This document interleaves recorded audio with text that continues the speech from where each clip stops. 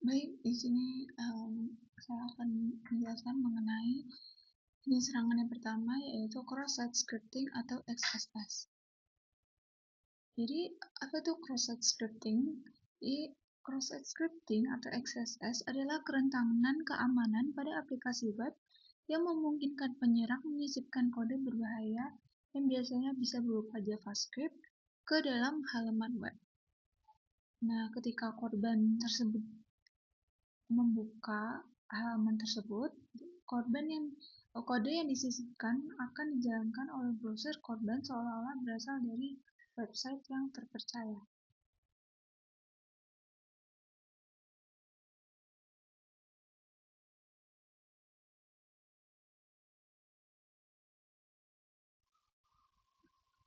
Baik, sekarang langsung masuk ke jenis XSS yang pertama, yaitu adalah file upload XSS. Jadi, file upload XSS itu merupakan salah satu jenis serangan cross-site scripting yang dilakukan dengan cara mengunggah file berbahaya ke dalam website. Nah, di kasus ini tuh penyerang memanfaatkan fitur upload file yang tidak memiliki validasi keamanan dengan baik.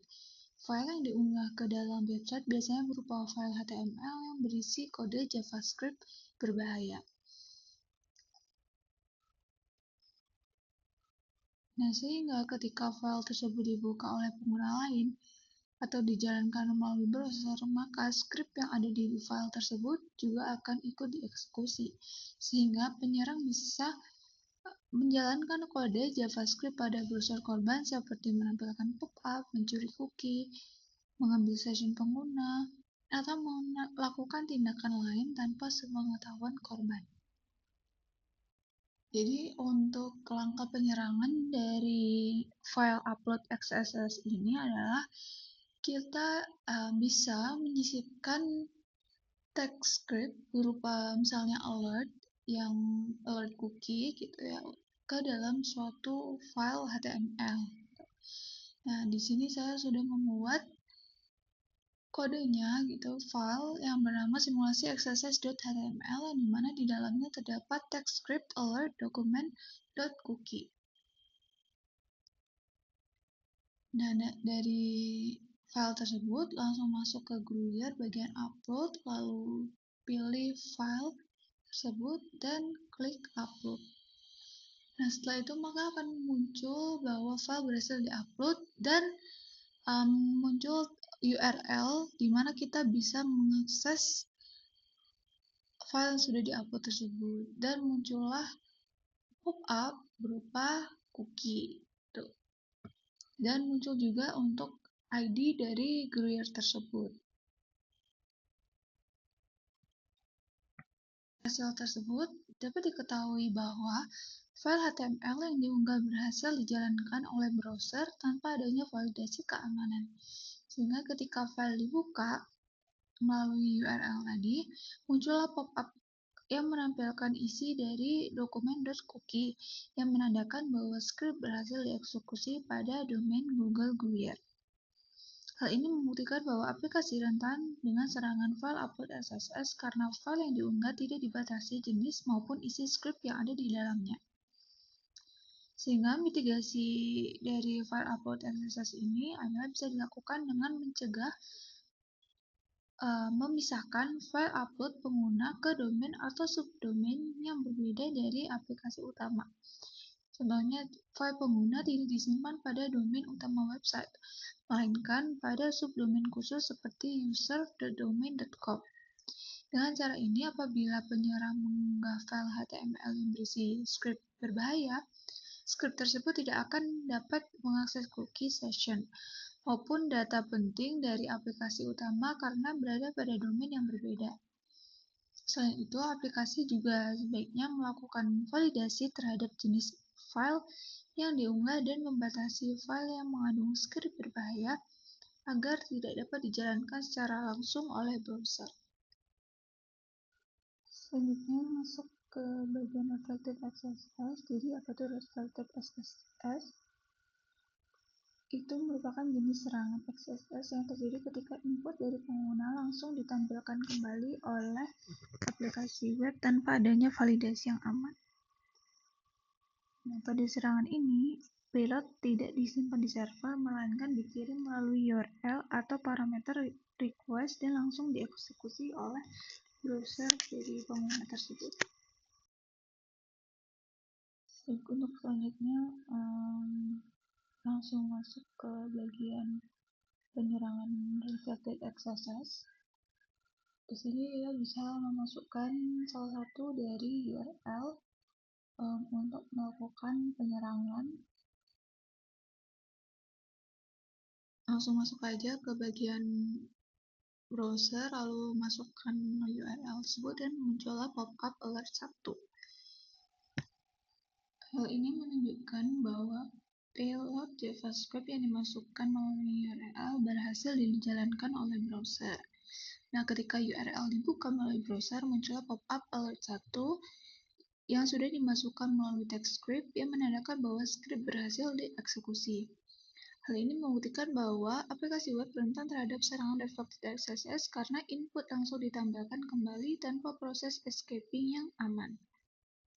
Lalu untuk mitigasi dari kerentanan ini adalah bisa dengan melakukan escaping terhadap seluruh input pengguna sebelum ditampilkan kembali ke halaman web. Karakter khusus seperti kurang dari, lebih dari, lalu ada tanda petik 2 dan tanda petik 1 harus diubah menjadi menu aman agar browser tidak menganggapnya sebagai tag HTML ataupun script JavaScript. Lalu bisa juga dengan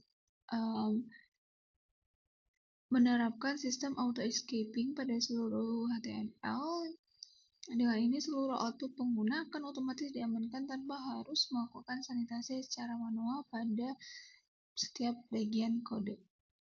Validasi lainnya adalah bisa dengan melakukan validasi terhadap input yang berasal dari URL maupun parameter request. Input yang mengandung karakter mencurigakan atau pola script dapat dibatasi sebelum diproses oleh aplikasi.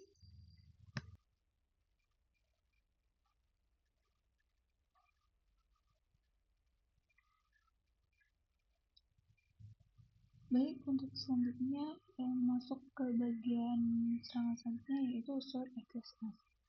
Jadi apa itu stored XSS? Jadi stored cross-site scripting merupakan jenis serangan XSS di mana kode berbahaya disimpan terlebih dahulu ke dalam server aplikasi.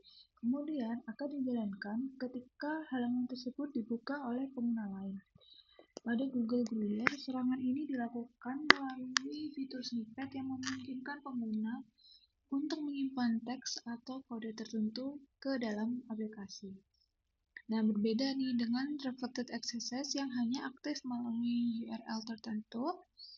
Stored XSS bersifat persisten karena payload tersimpan di server. Hal ini membuat stored XSS lebih berbahaya karena korban tidak perlu mengklik link tertentu untuk terkena serangan. Cukup dengan membuka halaman yang sudah terinfeksi, lalu script akan langsung dieksekusi.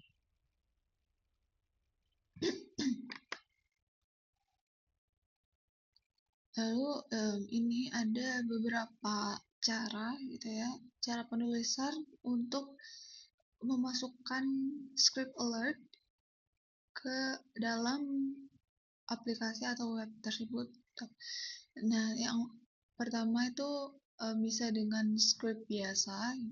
Di perintah alertnya itu bisa dimasukkan ke dalam text script seperti biasanya.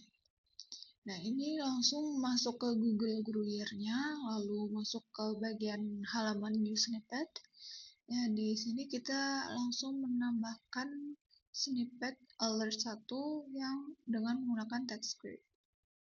Lalu setelah submit akan masuk ke my snippet dan muncullah alert 1. Lalu kita menggunakan contoh cara lain gitu ya untuk melakukan alert ini, yaitu dengan on solver href read this gitu. Lalu langsung aja kita sisipkan alert 1 juga di dalamnya dan klik submit.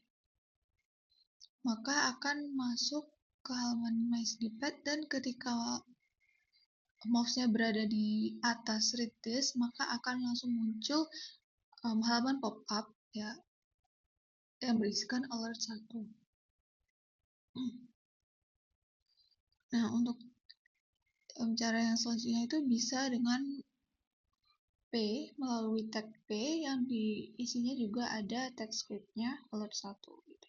Sehingga kita akan masuk ke halaman MySnippet, dia akan langsung otomatis menampilkan alert 1 tersebut.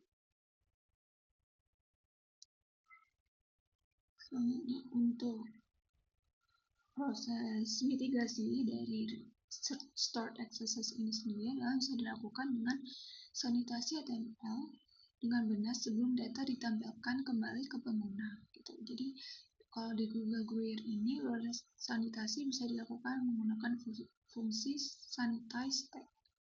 Itu namun mungkin implementasinya masih memiliki banyak kelemahan. Lalu bisa juga dengan aplikasi memvalidasi struktur HTML sebelum diproses browser. Jadi input HTML yang rusak atau tidak lengkap sebaiknya ditolak agar browser tidak mencoba memperbaiki struktur tersebut secara otomatis. Sehingga dengan validasi yang ketat, peluang payload berbahaya untuk lolos dapat dikurangi. Nah, lalu selanjutnya adalah bisa dengan melakukan proses escaping secara otomatis. Dengan begitu, karakter khusus seperti kurang dari, lebih dari, dan tanda kutip tidak akan diproses sebagai bagian dari HTML ataupun JavaScript. Sehingga hal ini bisa membantu untuk mencegah payload berbahaya dijalankan di sisi pengguna.